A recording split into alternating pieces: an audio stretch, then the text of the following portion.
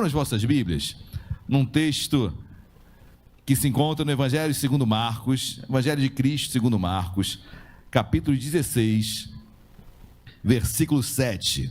Nós sabemos que o Evangelho de Marcos foi o primeiro evangelho escrito. Ele é chamado de evangelho sinótico. Mateus, Marcos e Lucas, sinóptico, ou seja, mesma visão. São homens que caminharam, falaram de Jesus numa mesma visão. Então são de evangelhos sinóticos, Mateus, Marcos e Lucas. João é o diferenciado, é o evangelho onde João apresenta Jesus como Deus. Ele tem uma pegada diferente, mas Marcos foi o primeiro a se debruçar, a escrever, inspirado por Deus, usou Deus homem, o Marcos, para escrever o Evangelho segundo Marcos, e é um evangelho que ele ouviu muito de Pedro. Marcos era discípulo de Pedro, então ele teve uma fonte muito fidedigna, além da inspiração de Deus, ele teve a fonte de Pedro. Daí Mateus e Lucas só escreverem pós Marcos escrever. Alguns até acham isso um pouco estranho, porque Mateus foi um discípulo que andou com Jesus, foi uma testemunha ocular. Marcos não foi, Marcos ouviu de Pedro, mas tem coisas que Marcos ouviu de Pedro que ninguém ouviu, né, queridos? Nem todos puderam estar com Mateus, com Pedro, Tiago e João, por exemplo, no Getsêmani. No Monte da Transfiguração só estava Pedro, Tiago e João. Ou seja, algumas coisas só esses três sabiam. E quando Marcos escreve, após ele escrever, Mateus também escreve, Lucas também escreve, porque a fonte, e eles se basearam muito em Marcos. Marcos foi a fonte primária de Mateus e de Lucas, ok? Então eles primeiro esperaram Marcos escrever para escreverem seus evangelhos. Em Marcos 16, versículo 7, quem achou, por gentileza, em podendo, coloque-se de pé. Marcos 16, 7 diz assim: mas ide, dizei a seus discípulos e a Pedro, que ele vai adiante de vós para a Galileia, lá o vereis como ele vos disse. Oremos. Deus amado, nós queremos te louvar, nós queremos te exaltar. Obrigado, meu Pai, por tudo que aquilo já tens feito em nosso meio nesta manhã. Obrigado, meu Pai, porque o culto é para Ti. Obrigado porque nós estamos oferecendo ele a Ti. Os louvores são para Ti, a nossa presença é para Ti, a pregação, Senhor, é para Ti. Tudo é para Ti, por meio de Ti, tudo é Teu, Senhor. Mas da mesma forma nós sabemos que enquanto nós cultuamos a Ti, oferecemos a Ti com entendimento, meu Pai, Tu és aquele que se revela a nós. Fala conosco. E eu te peço de uma forma muito especial nesta manhã, fala conosco, meu Pai.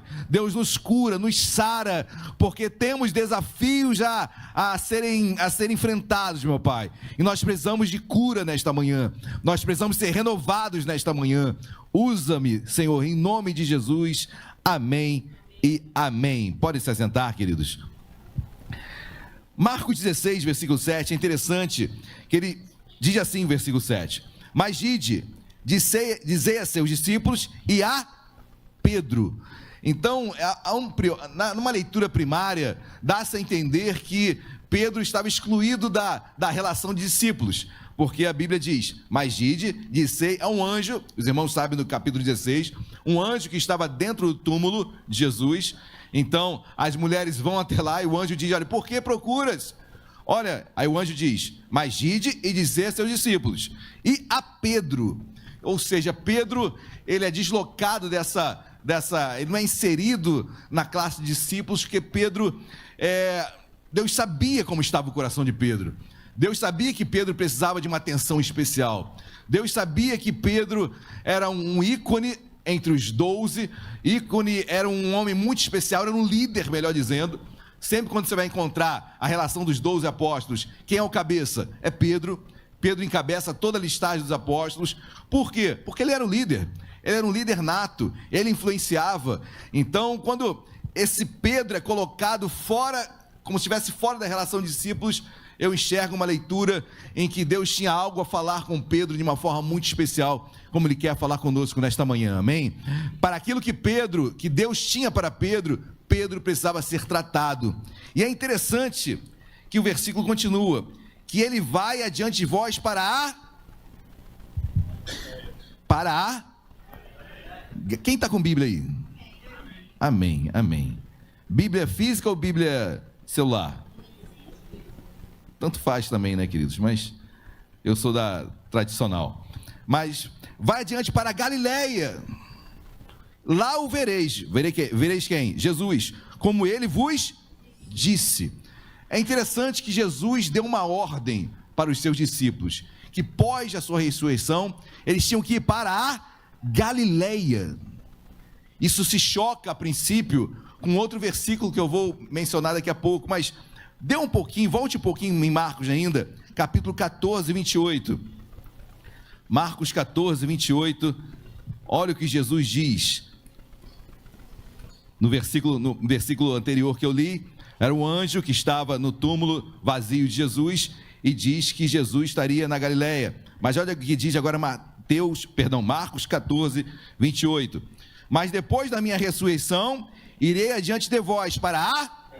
Então Jesus novamente, olha, depois de eu ressurgir, após a minha ressurreição, depois que eu vencer a cruz, depois de 3 dias, eu vou ressurgir na Galileia.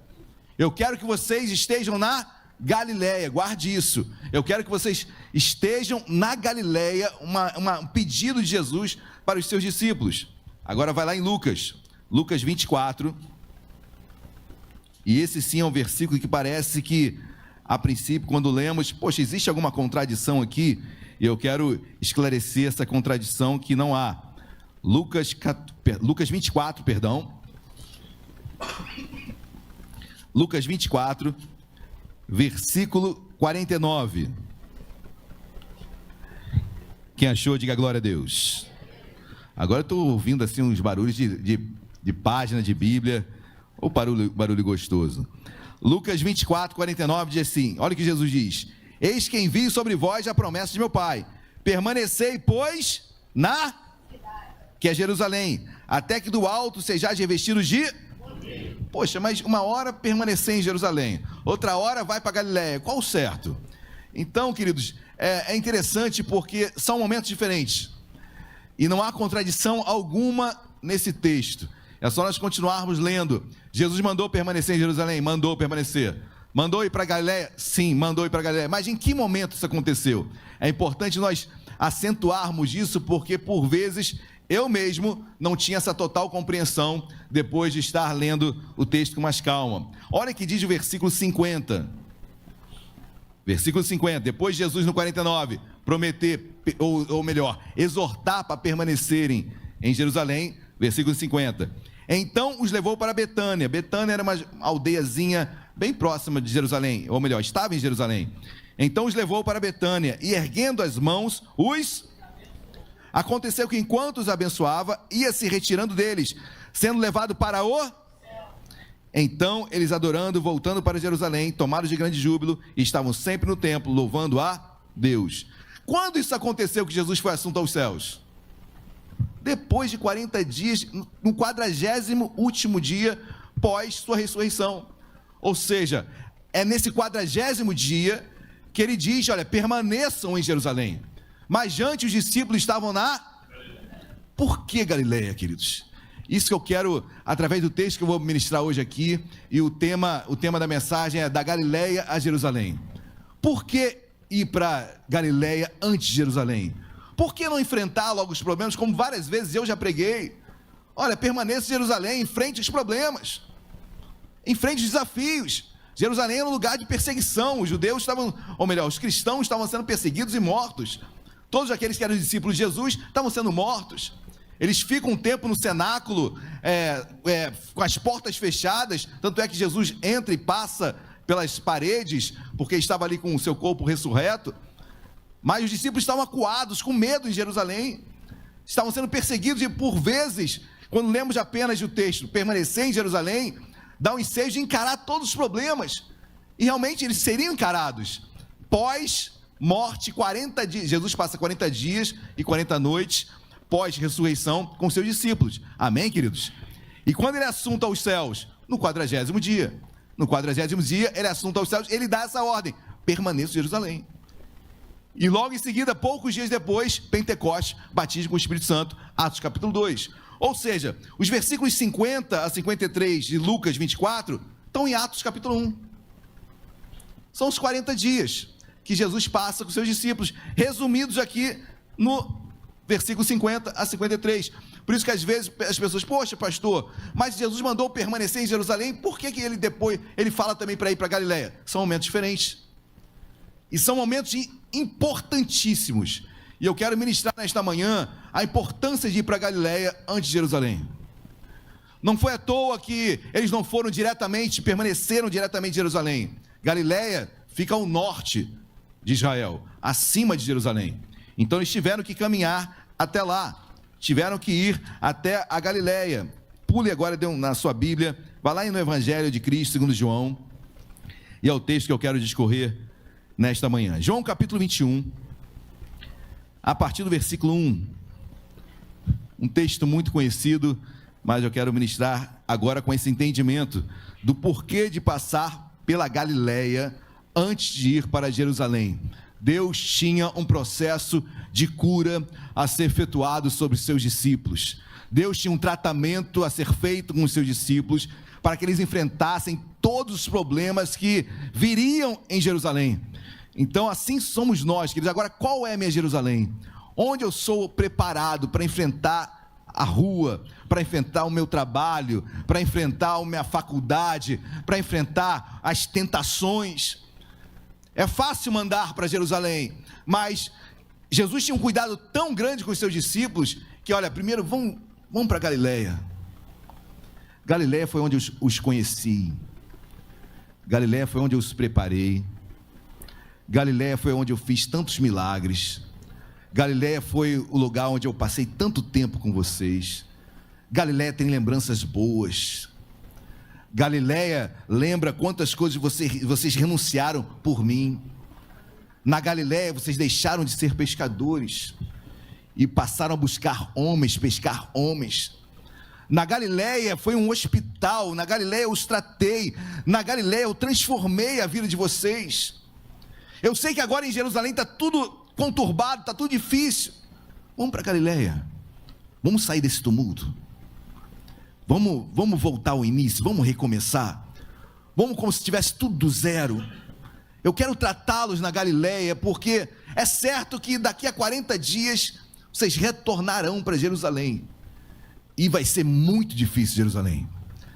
Queridos, eu vejo a igreja como Galileia, lugar onde nós somos tratados, preparados, como o Sérgio falou, somos ensinados, somos podados, somos disciplinados, para Jerusalém que está lá fora, a Jerusalém do dia a dia, a Jerusalém onde seremos tentados, onde os problemas, dificuldades vão aparecer. Mas quando eu chego na igreja, minha Galileia, lugar onde aceitei Jesus, lugar onde eu comecei ministerialmente, lugar onde eu preguei pela primeira vez, lugar onde eu peguei um violão pela primeira vez, lugar onde eu louvei pela primeira vez, lugar onde eu fiz uma comida pela primeira vez em prol do reino. Quando a gente chega em Galileia, que ele tinha um alívio, Senhor, obrigado. E eu entendo esse cuidado de Jesus, especificamente, mais ainda com Pedro. Quando, o versículo de abertura, o anjo aparece para as mulheres que foram ali ao túmulo e fala, ó, ide para Galileia, os discípulos de Pedro. Pedro estava muito, muito culpado, sentimento de culpa enorme no coração de Pedro. Pedro havia negado Jesus 3 vezes. Pedro estava com uma culpa imensa sobre o seu coração. Pedro estava querendo realmente, os demais também, porque com exceção de João, todos largaram Jesus, ou melhor, não quiseram estar perto de Jesus nos momentos mais difíceis. Ou seja, os discípulos de Pedro estavam com seus corações realmente, queridos, muita tristeza na alma, muita tristeza com o que fizeram, culpa, acusações. Eu fico imaginando se Jesus falasse, olha, fique em Jerusalém, encara do jeito que encarar. Será que eles permaneceriam? Será que eles aguentariam a luta, a perseguição, a espada, como Tiago, filho de Zebedeu, morreu transpassado? Será que ele aguentaria, sem negar Jesus, uma espada no meio do seu ventre? Será que Pedro aguentaria morrer de cabeça para baixo, crucificado? Será que se não passasse pela Galileia e fosse tratado, entendesse o propósito dele na vida de Pedro? Galileia é importantíssima nas nossas vidas, amém, queridos? Vamos a João 21. Olha aqui João capítulo 21. Depois disto, depois de quê, queridos? Depois de Jesus ter se revelado, Jesus já havia ressuscitado, já havia se apresentado no cenáculo, já havia se apresentado a Tomé. Tomé, olha as minhas marcas nas mãos. Tomé, toca. Bem-aventurado aquele que não viu e creu. Tomé, toca nas minhas feridas. Ou seja, Jesus já tinha se apresentado, já tinha apresentado como ressurreto aos seus discípulos. Capítulo 21 ainda. Depois disso, tornou Jesus a manifestar seus discípulos junto do mar de Tiberíades. Tiberíades ou Genezaré, piorou, né? Ou Mar da Galileia, agora melhorou. Amém? O Mar da Galileia tomava nomes diferentes conforme os discípulos estavam em cidade. As cidades ficavam margeando o Mar da Galileia. Então, se eu fosse para Tiberíades, o nome do mar era Tiberíades. Se eu fosse para Genezaré, o nome do mar era Genezaré. Ou se eu estivesse em qualquer lugar, Mar da Galileia. Amém? Então, esse mar de Tiberíades é o Mar da Galileia. Ali estavam os discípulos agora, ou seja, eles obedeceram. Eles foram para Galileia. Eu já ouvi pregações dizendo que, olha, os discípulos estavam em desobediência, porque Jesus mandou permanecer em Jerusalém e eles foram para Galileia. Por isso que estavam na situação, não. Eles estavam em obediência. Eles obedeceram Jesus, vão para Galileia e eles foram até o mar de Tiberíades, e lá eles estavam naquele lugar, junto ao mar de Tiberíades, e Jesus se manifestou ali a eles, como havia prometido, olha, eu vou me apresentar a vocês, vão a Galileia, porque lá eu estarei.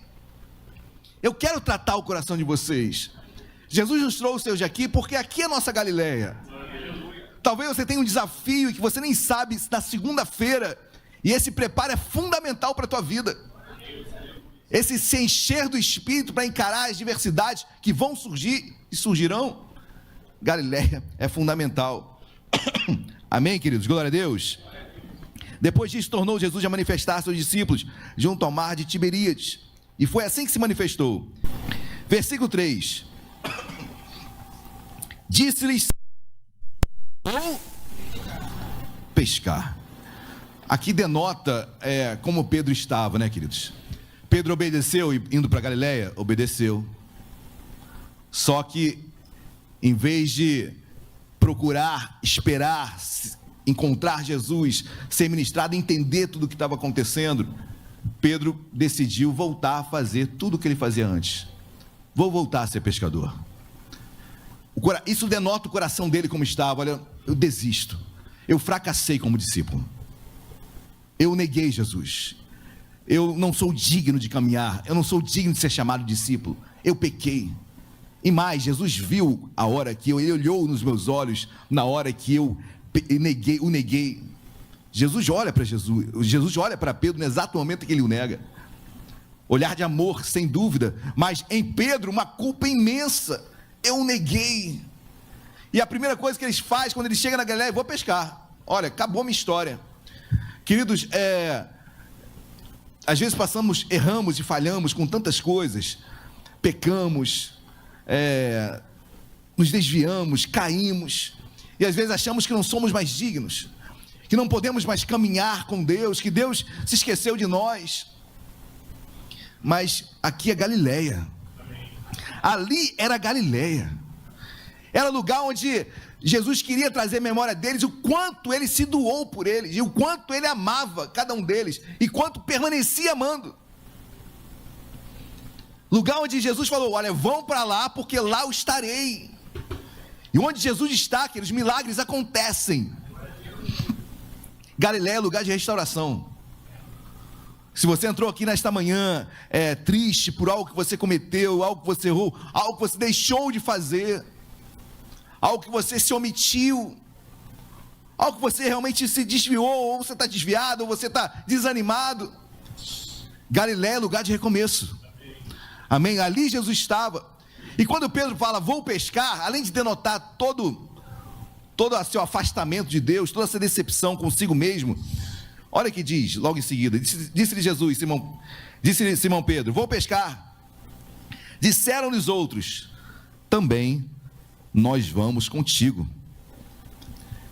Queridos, o que é um líder, né, queridos? Para o bem e para o mal. Pedro, quando ele fala, vou pescar, todos os demais, nós vamos também. Olha a postura de um líder quando está ferido. Um líder ferido leva todos os seus liderados juntos para a mesma doença. Não que se esperasse de Pedro um homem que falasse, e não é isso que o texto quer falar, não quer mostrar não quer jogar Pedro de uma forma pejorativa, quer mostrar Pedro o ser humano que é, como todos nós somos.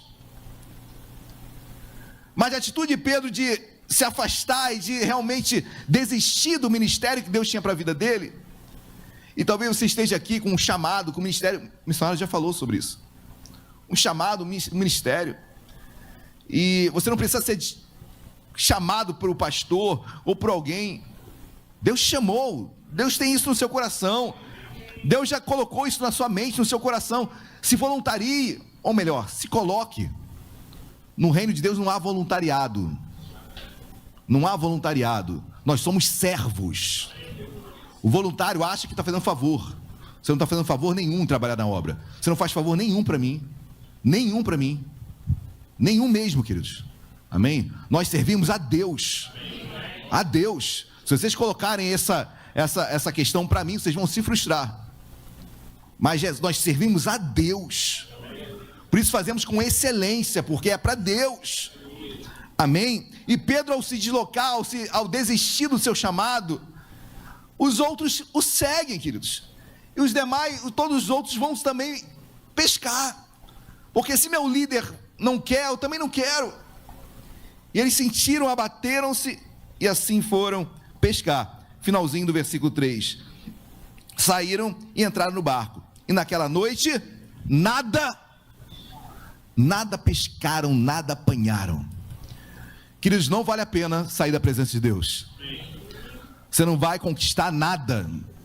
E quando eu digo conquistar nada, não é apenas, a questão aqui não era peixe, queridos. A questão não era peixe, podia ser qualquer outra coisa, mas como era a rotina deles pescar, por isso que assim fez. Mas você não vai conquistar nada no reino de Deus sem estar inserido no reino. Seus objetivos, seus sonhos se frustrarão. Nada apanharam, nada pescaram, passaram a madrugada toda. Queridos, homens doutos na pescaria, homens experientes, madrugada, melhor horário para pescar, não pegaram um peixe. Nós tivemos uma honra estar no Mar da Galileia, navegando ali no Mar da Galileia, queridos. Paramos num restaurante, o nome do peixe era peixe de Pedro. Você pedia no cardápio, peixe de Pedro. Não sei se era o peixe de Pedro mesmo, mas assim, abundância de peixe que até hoje existe no Mar da Galileia. Até hoje é uma abundância de peixe, que não é mar, né? É um lago, mas a gente diz mar por causa da sua dimensão grande. Mas nesse lago, ou Mar da Galileia, inúmeros peixes existem até hoje, quiçá na época de Pedro. Eu já preguei sobre isso, queridos, mas não pegar nada, não pegar peixe nenhum, para mim, isso é milagre. Milagre é ir jogar a rede e não pegar nada, porque o costumeiro é muita pescaria, ter resultado, pelo menos um resultado mínimo, mas não pegaram nada, porque Jesus impedia, a porta se fechou. Jesus fecha as nossas portas quando nos desviamos dele, por amor. A porta que ele abre, ninguém fecha, que ele fecha, ninguém abre. Então, se ele fecha uma porta, só ele pode abrir. E por vezes algumas portas estão sendo fechadas por ele, por amor a nós. Jesus fecha a porta da pescaria, não vão pegar nada hoje. Vocês podem ser os bambambãs da pescaria, você pode ser expert na tua função, você pode ser um excelente contador, um excelente advogado, um excelente jogador, você pode ser o que for, mas se você sair da minha presença, as portas se fecham. Por amor, queridos, como um pai faz do seu filho e faria pelo seu filho. Quem está entendendo, diga glória a Deus. Versículo 4. Mas ao clarear da madrugada, ou seja, quase já amanhecendo, estava Jesus Jesus sempre esteve na praia.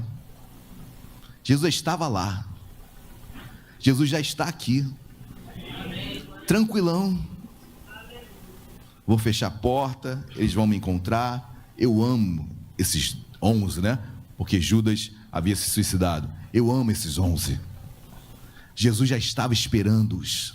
Jesus já está nos esperando. Já está sentado à praia, tranquilo. Olha, eu tenho um encontro marcado com eles. Eu sei que Pedro está assim, eu sei que os demais também se envolveram e também estão assim, mas eu os amo. Jesus nos ama. Ele sabe das nossas falhas, dos nossos erros. Sim, claro que sabe. Mas o sangue de Jesus nos purifica de todo pecado. Não há culpa que o afaste, querido. Não há culpa que venha afastá-lo da presença de Deus. Seja curado em nome de Jesus, amém? Aqui é Galileia, lugar onde Deus nos cura, nos trata. Mas ao clarear da madrugada estava Jesus na praia. Todavia, os discípulos não reconheceram que era ele. Não obstante o corpo ainda glorificado, que ainda impedia uma visão exata de que era Jesus, mas às vezes, queridos, estamos tão com os nossos olhos tão fitos nos problemas, que a gente não consegue ver Deus nas nossas vidas. Estamos tão envolvidos com as situações, que a gente não para. Por isso que Galileia é importante. Sai de Jerusalém, deixa eu falar contigo aqui. Sai de Jerusalém, vem para a igreja. Ah, pastor, mas minha casa está terrível na minha casa, eu não consigo nem sair. Vem para a igreja. Vem para a tua Galileia. Senta, calma, ouve uma palavra. Por isso que nós falamos, cara, meus amados, que quando pregamos a palavra, o lugar mais especial é a palavra que está sendo pregada. Então não pode ver interrupção, não converse com o seu irmão, não converse com ninguém. A palavra está sendo ministrada. Se levantar um profeta aqui, entregando palavra no meio da palavra, eu mando calar a boca, porque quem está falando é o púlpito. Deus não é Deus de confusão. Deus não é Deus de confusão, Deus está falando aqui. Pode levantar quem for no meio da pregação e entregar a palavra, vai entregar a palavra nenhuma. Vai ser envergonhado. Porque a pregação, Deus está falando aqui, Deus não fala aqui e ali ao mesmo tempo. Deus não é Deus de confusão. Então, meus amados, aproveite você estar na casa de Deus. Lugar Galileia, lugar de renovo, de restauração, de recomeços. Amém? E o versículo 5 continua. Perguntou-lhe Jesus: filhos, interessante isso, né, queridos? Talvez nós falaríamos: ô seu desviado, desviados, endemoniados, filhos, como todo pai chama os seus, né? Filhos. Eu joguei tudo no mar do esquecimento. Tem algumas pessoas que falam: quando você chegar no céu, quando chegar no tribunal de Cristo, vai passar um telão de tudo que você fez certo e errado. Nada disso, queridos. Nada disso. Nada disso. Amém? Nossos pecados foram jogados no mar do esquecimento. Deus não vai mostrar pecado nenhum teu. O tribunal de Cristo é para salvação, é para receber galardão. Tem nada. Olha o telão ali, cuidado, nem vai mostrar. Tem telão nenhum. Onde está esse telão na Bíblia? Não está, queridos. Amém? O tribunal de Cristo você vai receber galardão. Você pode não receber. Está salvo, mas não vai receber recompensa para o reino milenar. Ok. Mas você está salvo. Amém? Não tem que mostrar pecado para ninguém. E aqueles que os ímpios que morreram sem Cristo, vão comparecer ao tribunal, o grande tribunal branco, né? O trono branco, ali é para condenação, queridos. É só mostrar, vai. Condenado. Então não tem telão nenhum, joga fora esse telão que falaram para você. Amém? Então o que você tem que fazer, faça agora. A gente não precisa de telão. Eu tenho meu, eu sei quem eu sou. Nós sabemos quem nós somos. Então que mudemos já, desde já, agora. Amém? Mas Jesus chama filhos. Em outras palavras, olha, não mudou nada a minha paternidade com vocês. Seus erros não macularam em nada nosso relacionamento. Filhos, tendes alguma coisa de comer? Eu acho isso aqui até um tom meio sarcástico. Quebraram a cara, né? Quando Jesus perguntou: tem alguma coisa de comer aí? Porque ele sabia, que não pegaram nada. Sem mim vocês não conseguem fazer nada, né? Vocês são muito crianças. Tem alguma coisa de comer aí? Claro que não.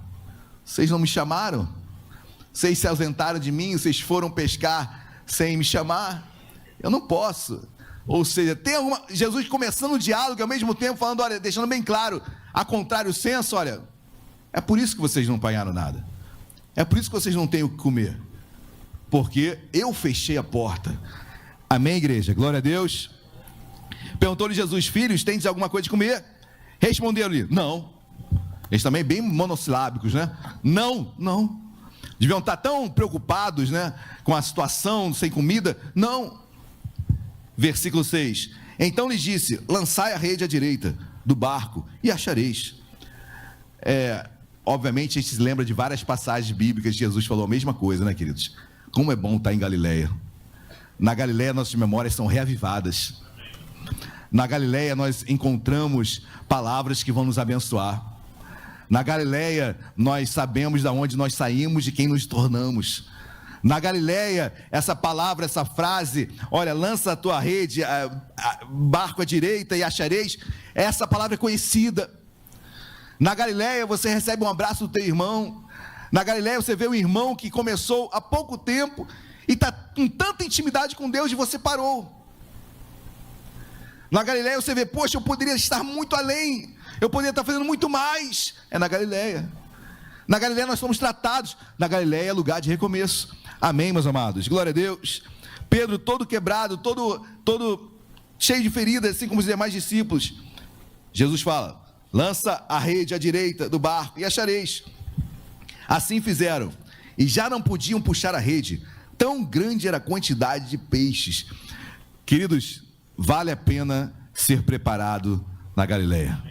Amém, glória a Deus. Eu louvo a Deus quando eu encontro alguns irmãos que saíram. Eu me lembro do missionário, quando eles retornando para cá: pastor, como foi bom voltar para cá. Porque são memórias, né? Memórias onde como tudo que Deus fez na família dele. É Galileia.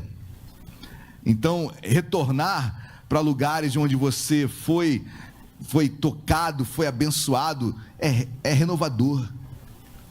E, queridos, a resposta é clara: tão grande era a quantidade de peixe.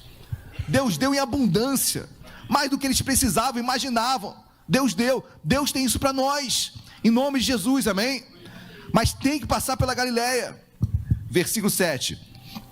Aquele discípulo a quem Jesus amava, que era João, não que não amasse os demais, né, queridos? Mas uma intimidade maior, assim como nós temos intimidade uns com os outros.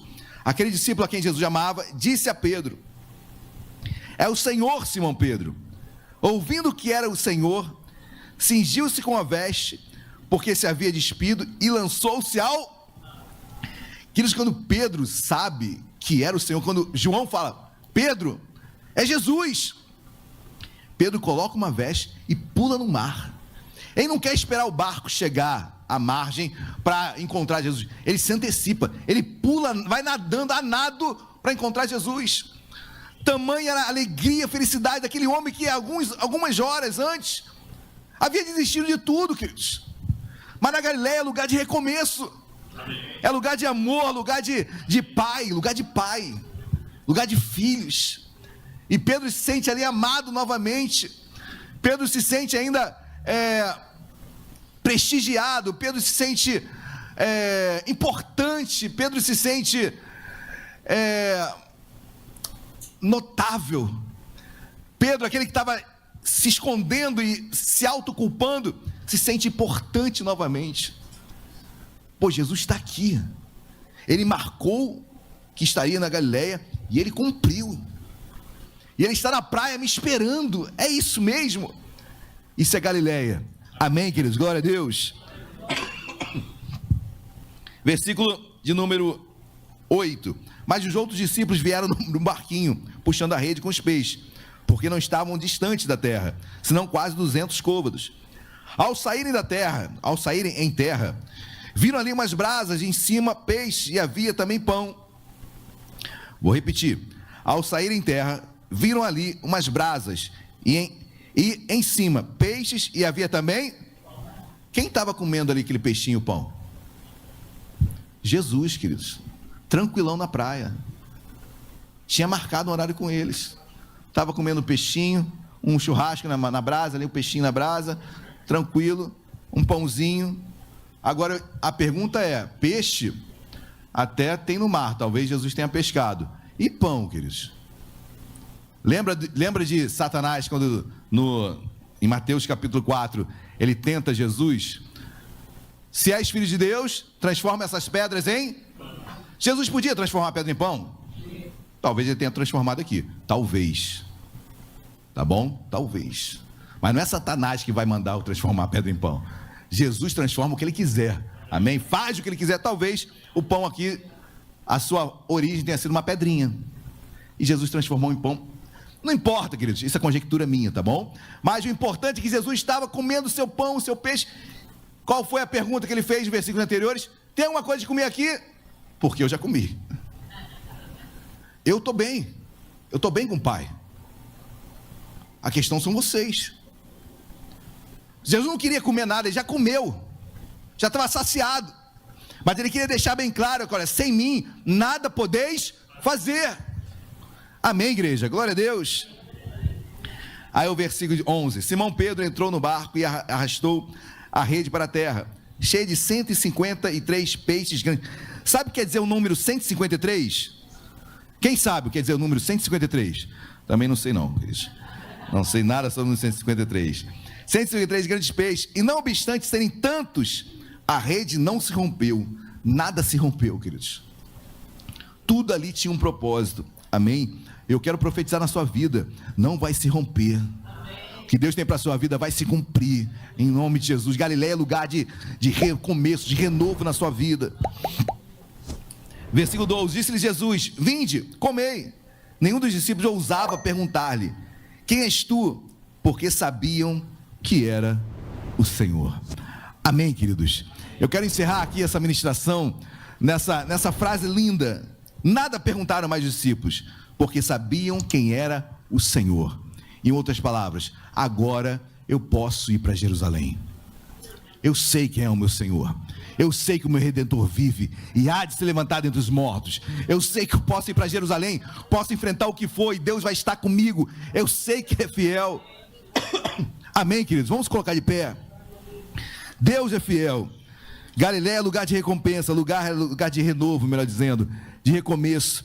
Então não pare, não pare, não pare. Você vai sair por essas portas aqui, você vai bater de frente com Jerusalém. E você vai dizer o que aqueles discípulos falam: eu sei que era o meu Senhor está aqui, o meu Senhor está comigo, eu sei que Ele é comigo, eu sei que Ele está na minha vida, eu sei que Ele está me cuidando de mim, eu sei que Ele guarda a minha vida, eu sei que Ele zela por mim, eu sei que Ele está ouvindo as minhas orações, os meus anseios. Eu estou na Galileia. Jerusalém se prepara, porque tem vitória em Jerusalém. Queridos, vitória em Jerusalém. Amém?